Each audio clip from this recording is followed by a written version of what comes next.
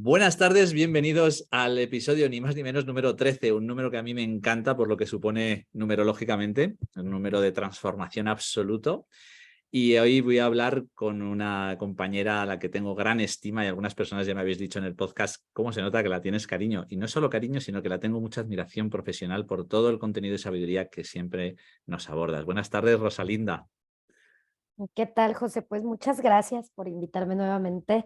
Yo soy feliz de venir a este espacio y que compartimos esa admiración es mutua, así que pues me tienen a la orden. Fenomenal, como me da es a mí también mucho placer escuchar eso. Pues hoy el tema que vamos a plantear, siguiendo un poco la última vez que hablamos del síndrome del Salvador. Hoy vamos a hablar del síndrome del impostor. El síndrome del impostor que creo que muchas personas hemos vivido. Yo creo que para mí este podcast, Rosalinda, es como muy sanador porque me voy reconociendo en muchas partes y la vas trabajando, ¿no? Entonces pienso que mucha gente de la que, y me lo hacen llegar, mucha gente de las que están escuchando el podcast habitualmente se sienten reconocidos y me escriben diciendo, ala, no te había puesto nombre, ¿no? Así que ese síndrome del impostor, para empezar, me gustaría que nos describiese, si te parece bien a ti, un poco qué es el síndrome del impostor. Muy bien, pues como siempre les dejo el antecedente de que síndrome, desde el punto de vista conductual, no del desarrollo, porque hay otros síndromes del desarrollo, en el plano conductual se lleva a cabo esta definición cuando nosotros detectamos a una persona que tiene un proceso postraumático de alguna repetición específica, elemento agresivo que le hace que se active. Entonces el síndrome se puede erradicar porque solo tenemos que alejarnos de esa sobreexposición a algo o a alguien que me genera que se manifieste, que es diferente al trastorno, porque en los trastornos tenemos una condición que se ha establecido incluso muy entrelazada con las estructuras de la personalidad y en el trastorno lo podemos reducir en cuanto a sus signos visibles, tratarlo y aprender a vivir con este trastorno. Así que como parte de la estructura vamos a tenerle que dar cierto tratamiento, saber cómo reaccionar ante X o Y síntoma que se presente y hasta tratar de hacer lo que sea a nuestro favor, ¿no? Como cuando hablamos del trastorno de histriónico, ¿no? Ya lo puedo usar a mi favor, pero voy a vivir con él porque ya se generó arraigado. Entonces el síndrome no está tan metido ahí en nuestra estructura y puedo trabajar con esa parte que identifique qué lo generó. Cuando detecte lo que lo generó, trataremos de evitar esa parte y trabajarlo para quitarle ese poder sobre mi estructura y mi comportamiento. Entonces, esa es la primera fase de los síndromes que hemos estado tratando. Todos los podemos erradicar. Ajá. Fíjate que entonces estamos haciendo una diferenciación de una patología, ¿no? Que sería el síndrome es sentirse reconocido con una actitud que quizás a lo mejor no sea tanto nuestra, ¿no? Que lo hemos adquirido de alguna forma. Así es, por eso tenemos el síndrome de Estocolmo, se alejan del secuestrador, pasa un periodo y ya no lo tienen tanto en aprecio como en el inicio. Eso es lo que sucede, que algo nos lo activa. Entonces, el síndrome del impostor suena como a que somos engañosos, pero fíjense que somos impostores con nosotros mismos, no con el mundo. Y el síndrome del impostor tiene que ver mucho con minimizar mis virtudes, no poder reconocer mis éxitos, todo lo que genero como resultado se lo adjudico a la suerte, a que porque mi papá me lo heredó, porque pues me la pusieron fácil, me ayudaron, como que la dificultad de poder reconocer los propios logros, las propias virtudes, los propios éxitos y las características positivas que poseo. Ese es el autosabotaje más elevado que puede existir. Ese es el síndrome del impostor. ¿Ok? Entonces, aquí lo interesante es qué te lo detonó. Cada caso es individual, pero pues más o menos se parecen los mismos, las raíces de donde surge todo esto. Entonces, una vez identificado, podremos trabajar sobre eso, solo sobre eso que tiene la persona, desde dónde surgió para erradicarlo. Pero tenemos que vivir, pues, evidentemente un proceso que lleva sus pasos a seguir y que le ayuda a la persona a que ya no tenga recaídas en este tipo de cosas. Ujú. Bueno, entonces, cuando es un síndrome, nos ha quedado claro que en este caso también lo podemos trabajar, lo podemos revertir y podemos reencuadrarlo. Es como que nuestra psique hubiese comprendido una creencia. Es como un síndrome sería una creencia adquirida de forma muy profunda en la que nos sentimos identificados profundamente con esa actitud en este caso, ¿no? ¿Sería algo así? Sí, y también es un mecanismo de defensa, porque activé eso como para defenderme y tolerar la situación, que creo que es una cárcel, un laberinto del que no puedo salir. Entonces, el mecanismo de defensa es precisamente la sintomatología y signos conductuales que van con cada síndrome. Ujú. Perfecto.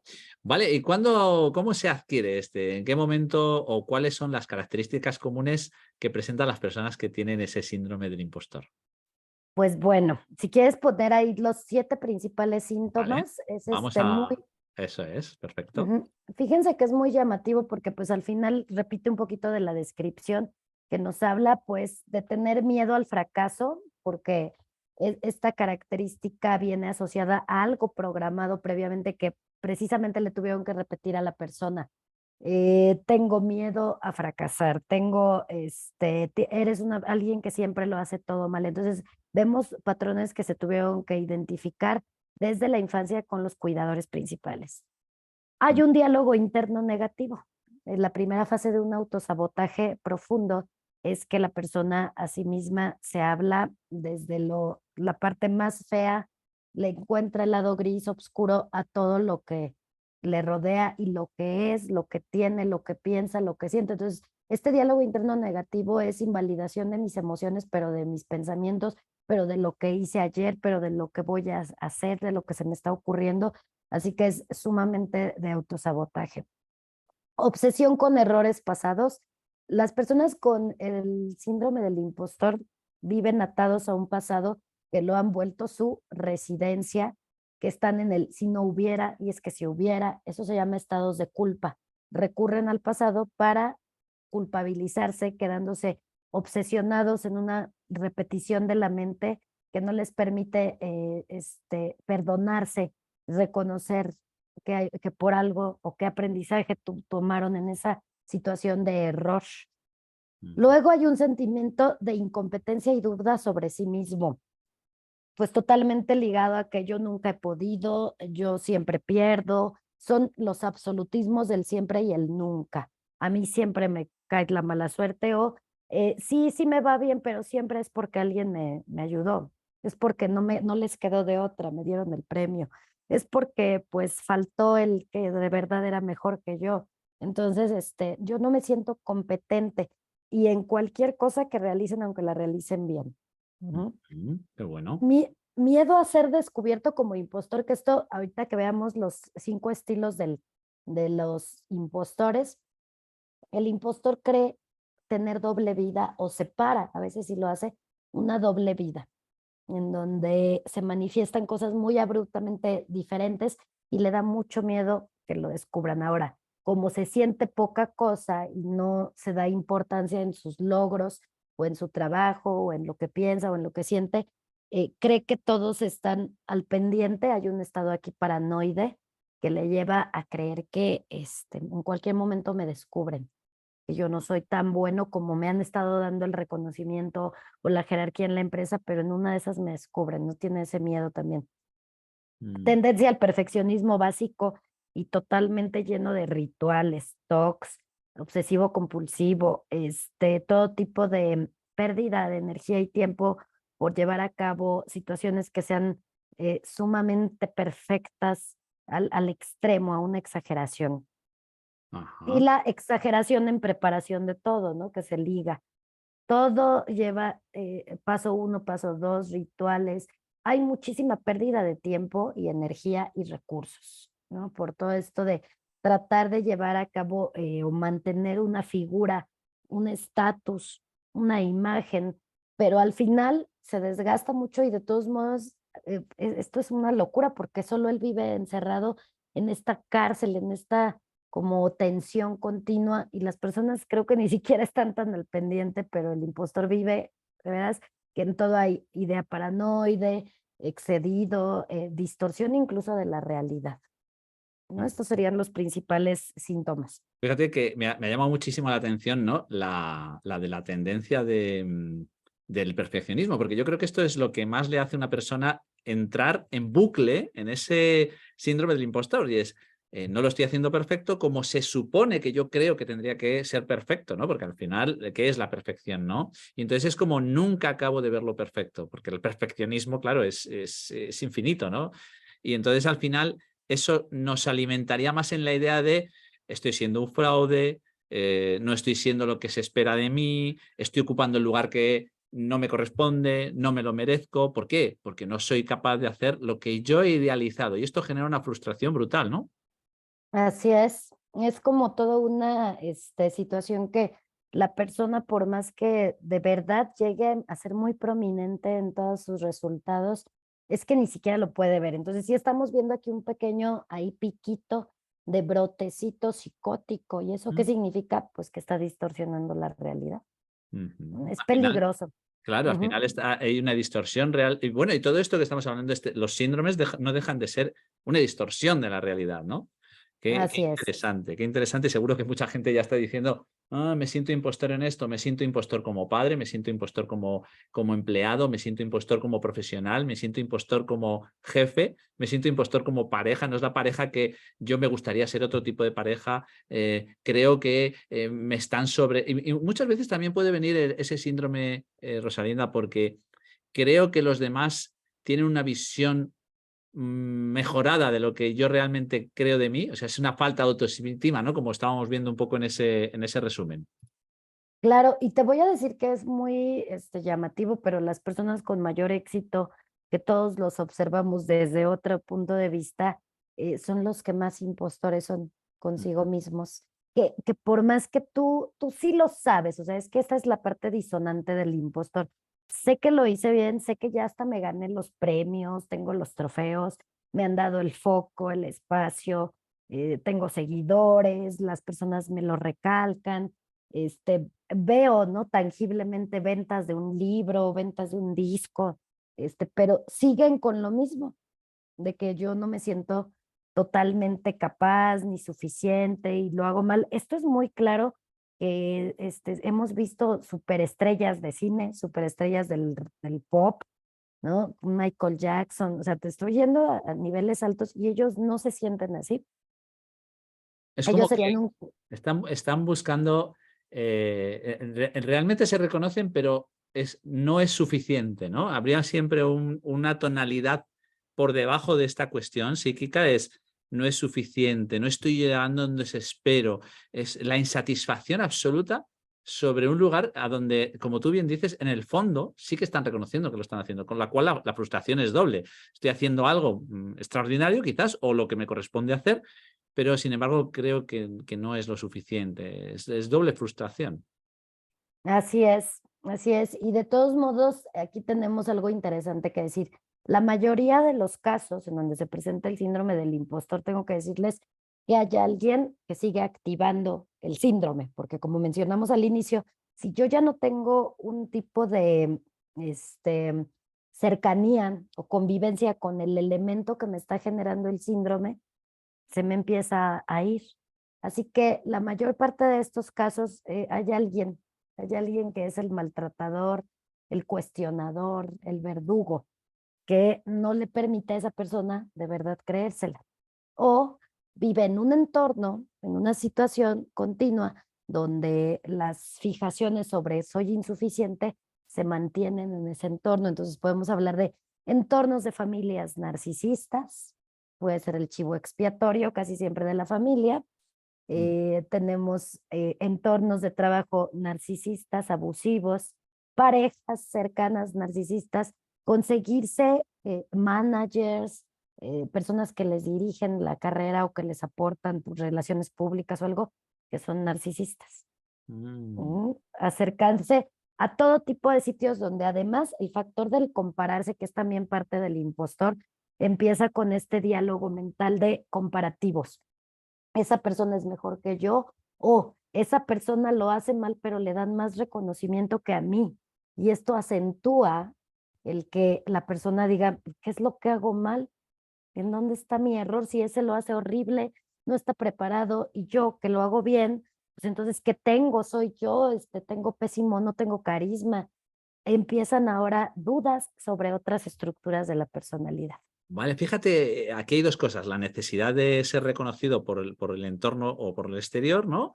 Pero sobre todo el compararse. Esto es muy importante, ¿no? Yo creo que es una clave para poder detectar si estamos en ese...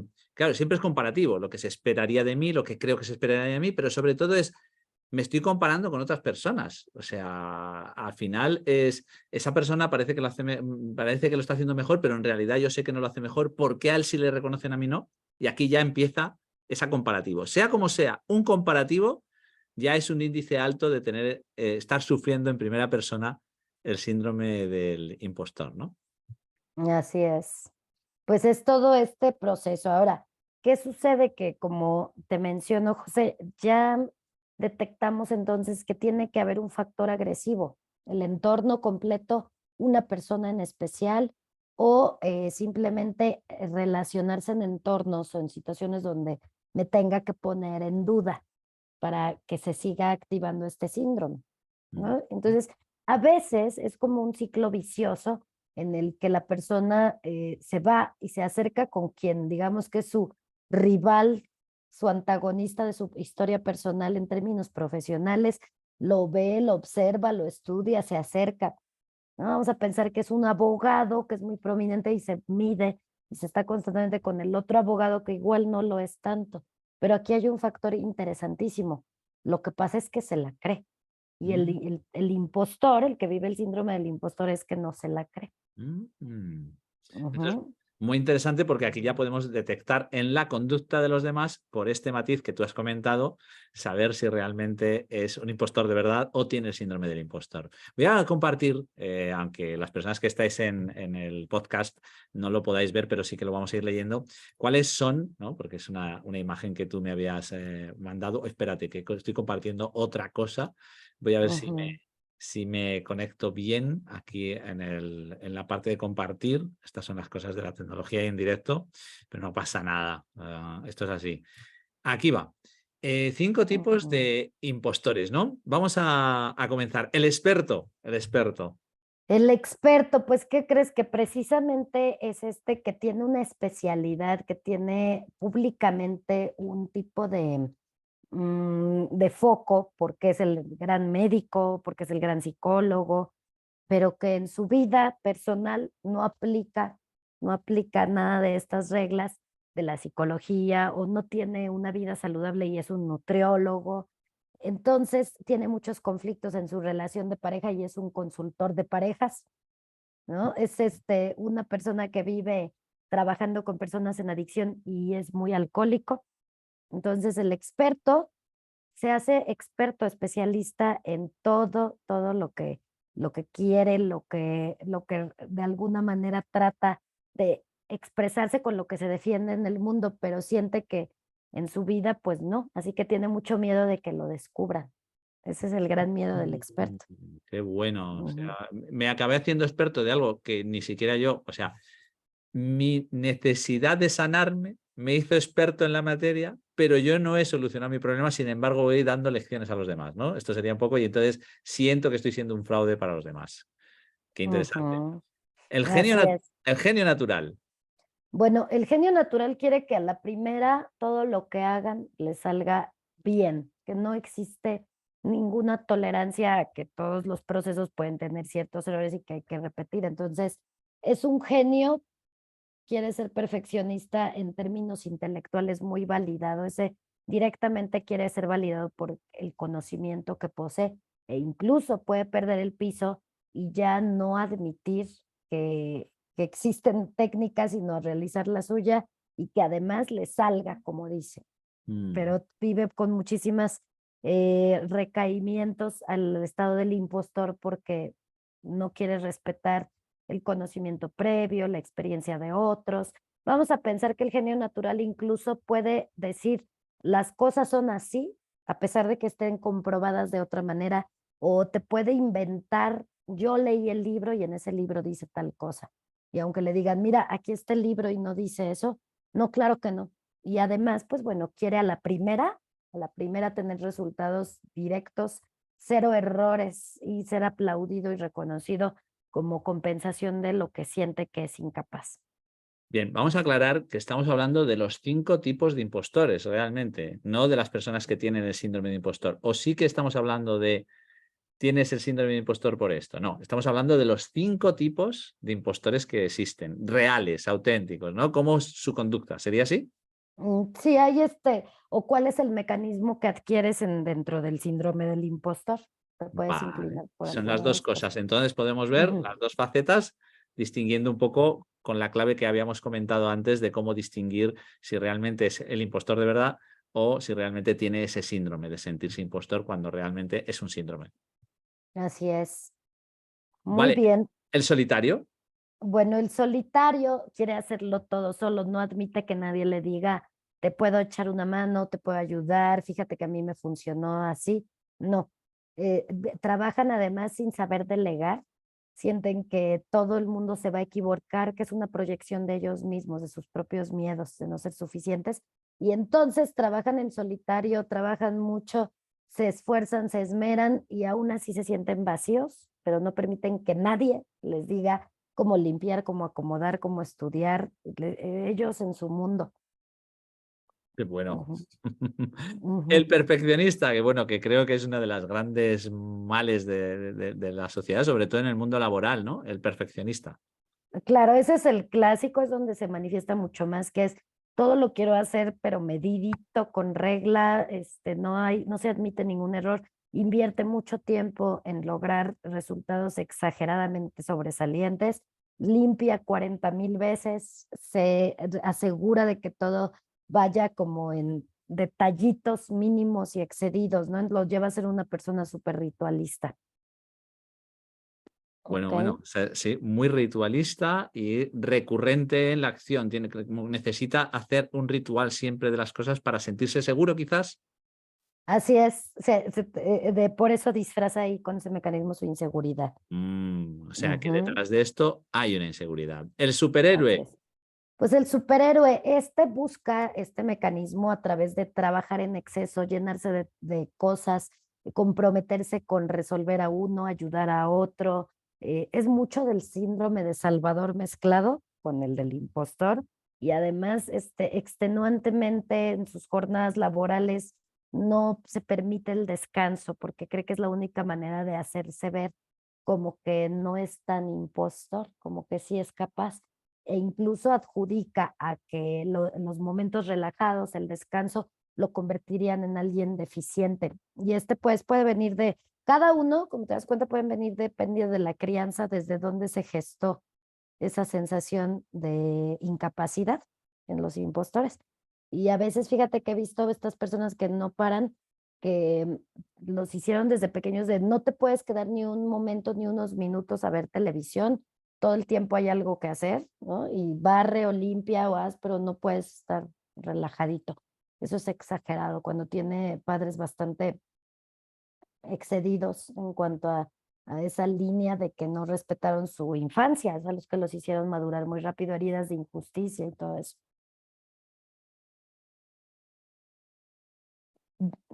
Dejé de escucharte, Ay, José. perdón, perdón, que había mutado el micrófono Sí. y no me escuchabas. Digo que ya estamos empezando a generar desde nuestra crianza, como siempre, la base de los primeros años, sobre todo los 6, 7 primeros años de nuestra vida, nos marcan muchísimo, ¿no? O hasta por lo menos yo creo que la adolescencia, luego ya progresivamente un poco menos, pero sobre todo esos primeros años ya empezamos a percibir aquello que nos exigen, si lo importante es ser perfeccionista, si lo importante es tenerlo todo limpio, recogido y bien, en orden, si lo importante es ayudar a los demás por encima de todo, y también aquellas palabras, supongo que no eres suficiente, nunca lo vas a lograr, por mucho que estudies no vas a ser un referente, ¿a dónde vas a llegar tú?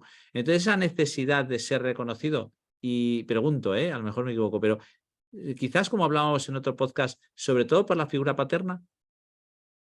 La figura paterna juega un papel importante precisamente porque el hecho de que las personas que experimentan como mucha exigencia del entorno la ven dirigida por el padre que tiende a tomar esa jerarquía.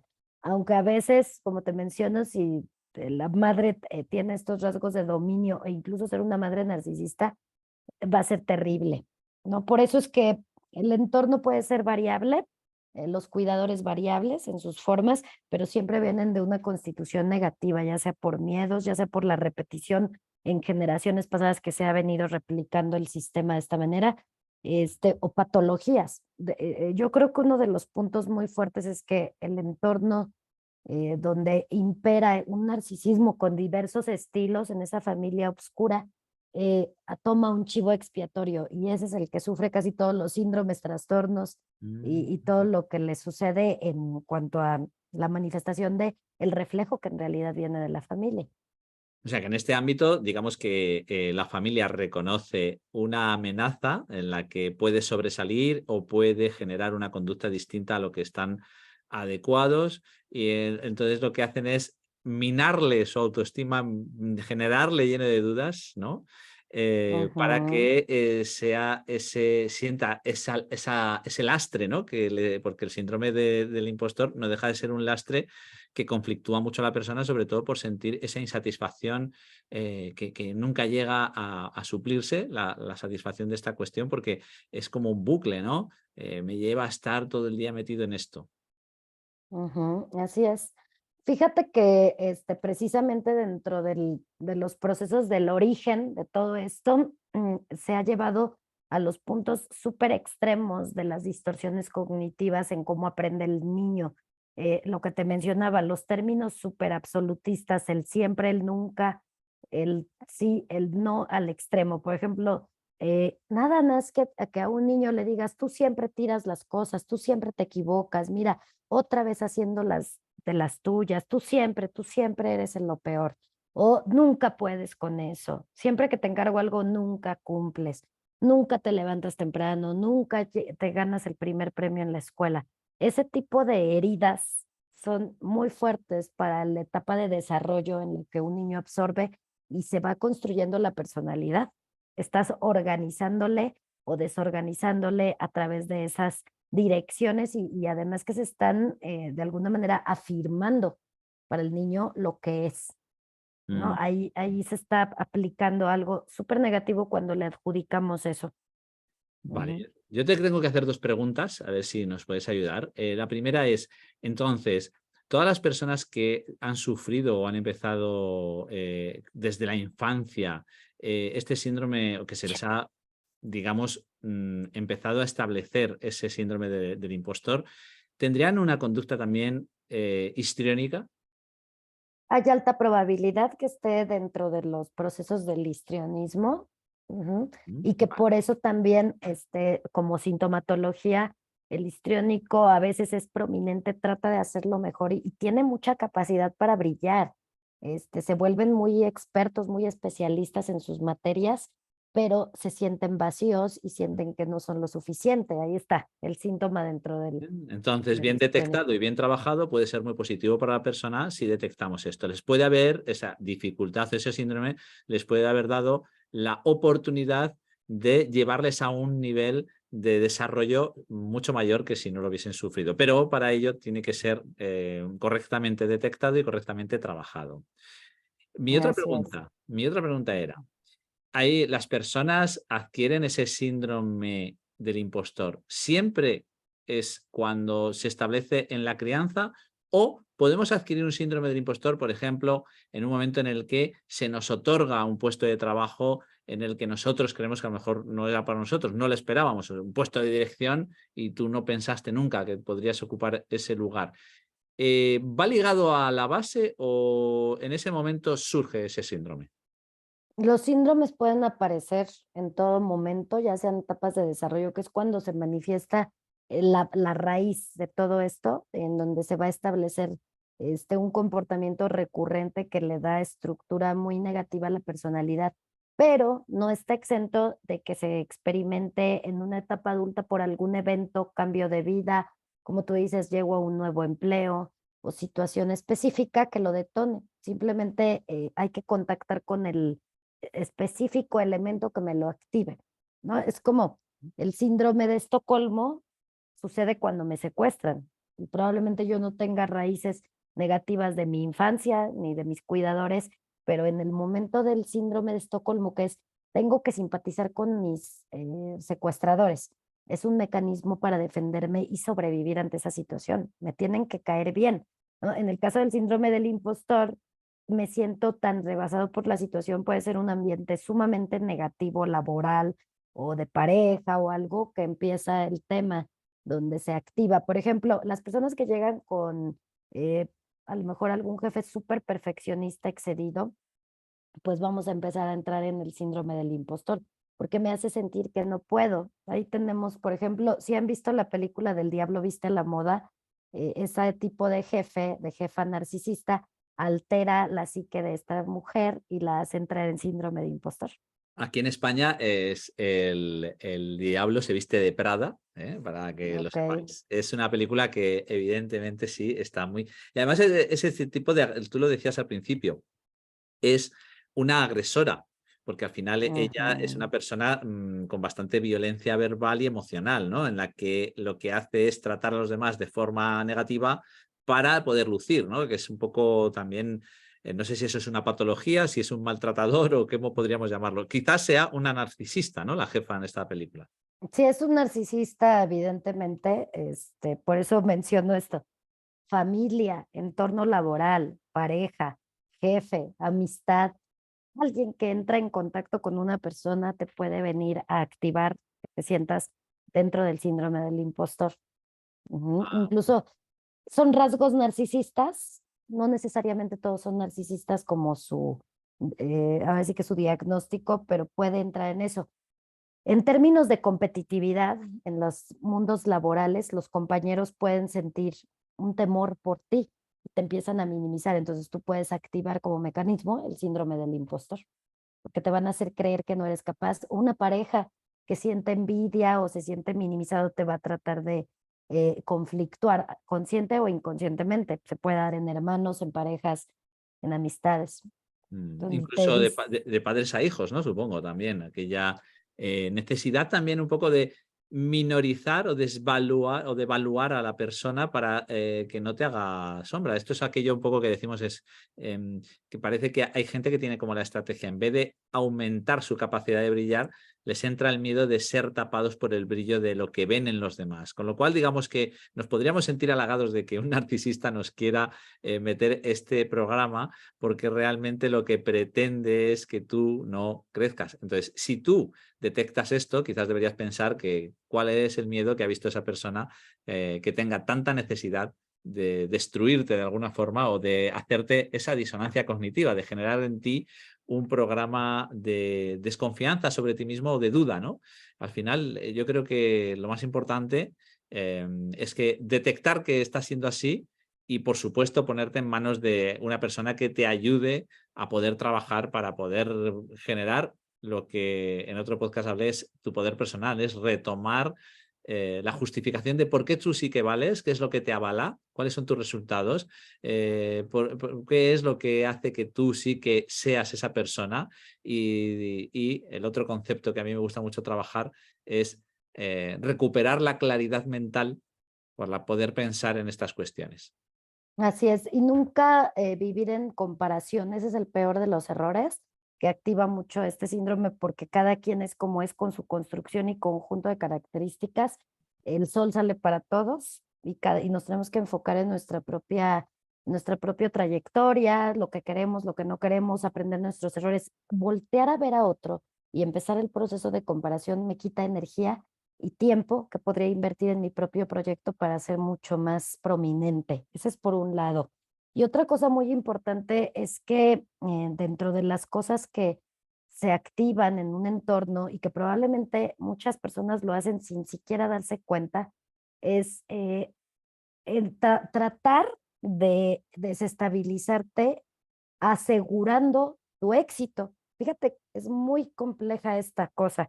Es decir, vamos a pensar que yo te digo a ti, José, tú te crees que siempre lo haces todo bien, te sientes súper importante.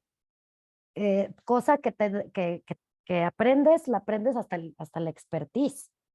Te quieres sentir por encima de todos, ¿no? Ya tenías que ahora también aprender, a, no sé, hacer origami y ahora ya eres especialista en eso.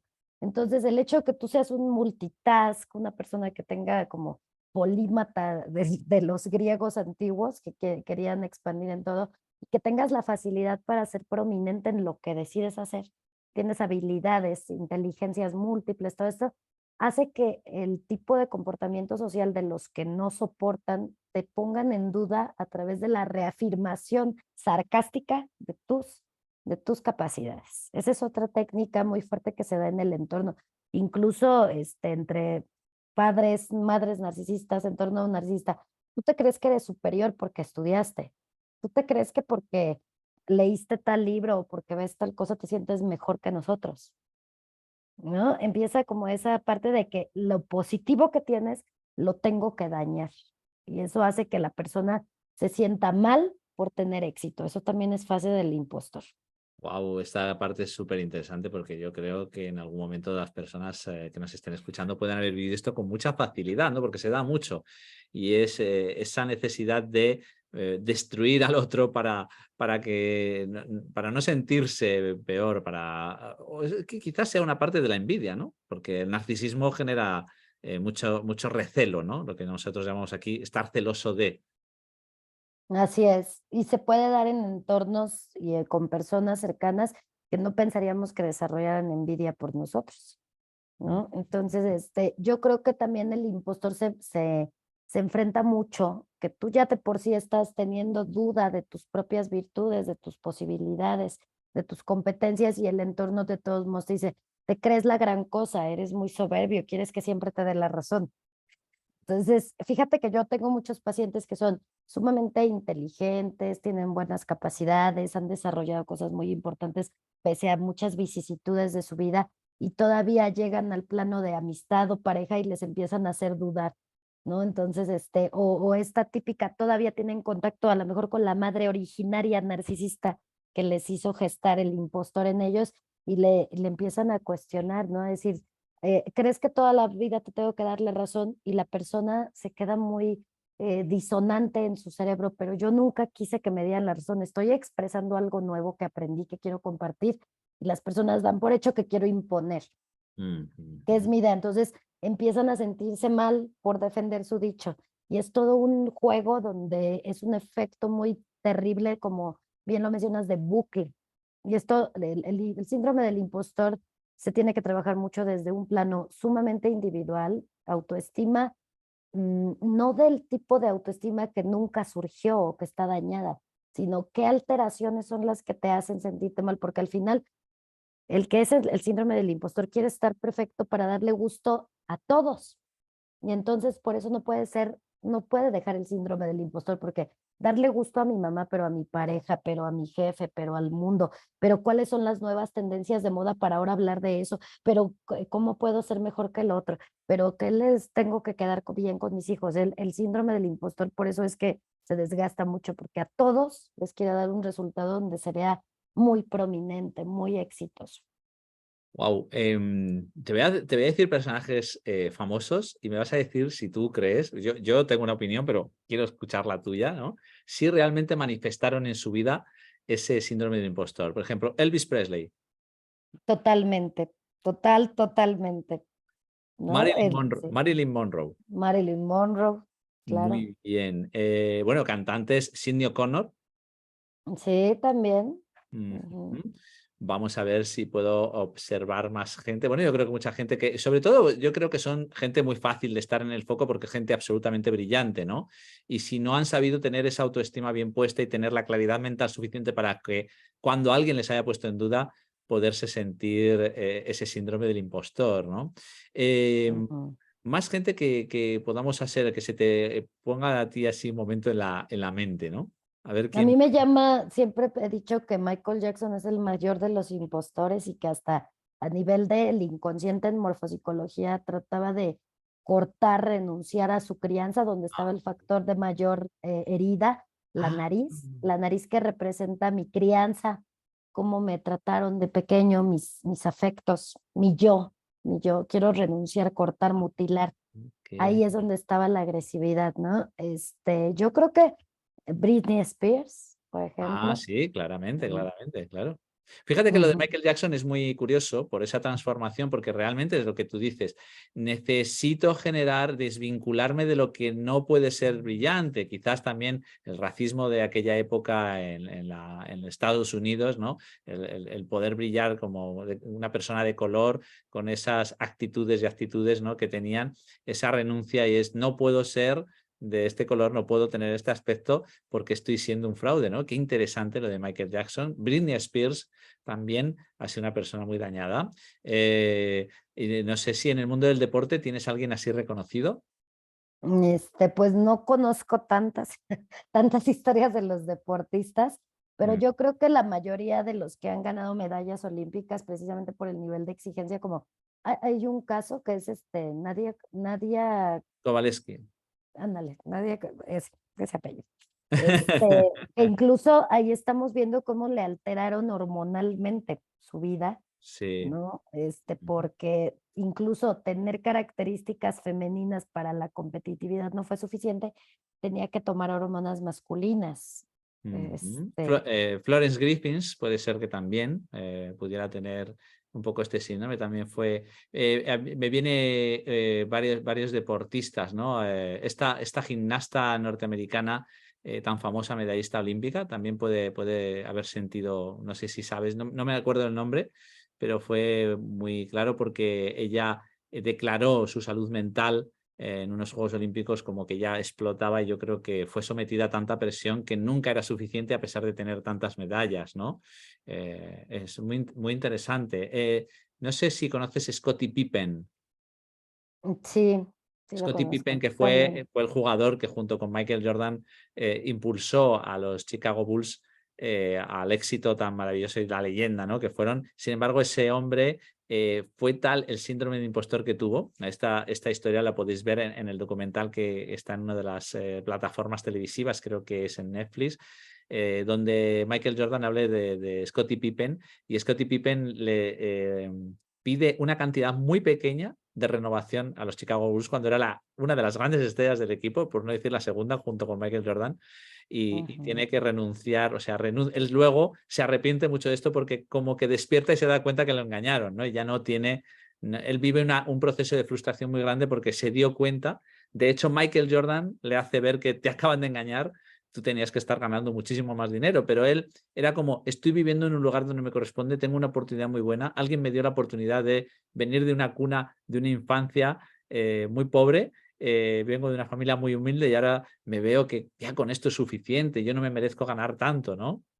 Exacto, porque además eso es uno de los puntos donde se puede vertir muchísimo el síndrome del impostor, que es no sé cobrarle a las personas por mis servicios, aunque los hago bien, cobro muy poco, o mejor ya lo hago gratis, ¿no? Se van al Salvador, del impostor al Salvador, y les cuesta mucho trabajo porque precisamente no hay un reconocimiento de sí mismos.